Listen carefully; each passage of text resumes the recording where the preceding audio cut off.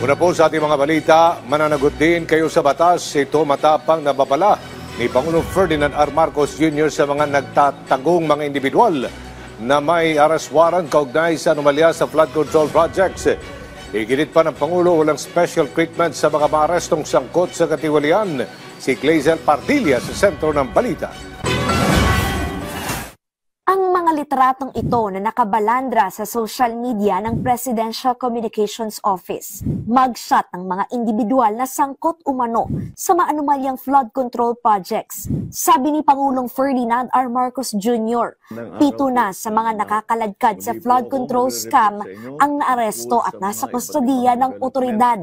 Higit 1 linggo yan matapos ipahayag ng Presidente na makukulong bago magpasko ang mga tiwaling nasa likod ng mga guni-guni at substandard na proyekto kontra baha.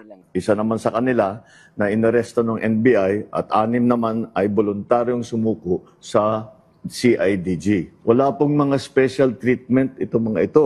Mananatili sila sa kustodya ng NBI habang inaantay ang utos ng korte. Kamakailan lamang, 16 na warrant of arrest ang inisyu ng Sandigan Bayan laban sa nagbitiw na si Congressman Zaldico, mga opisyal ng Department of Public Works and Highways Mimaropa at ilang board member ng SunWest Corporation dahil sa kasong graft at malversation of public funds na nag-ugat sa higit 289 million pesos na halaga ng substandard na dike sa Nauhan Oriental, Mindoro.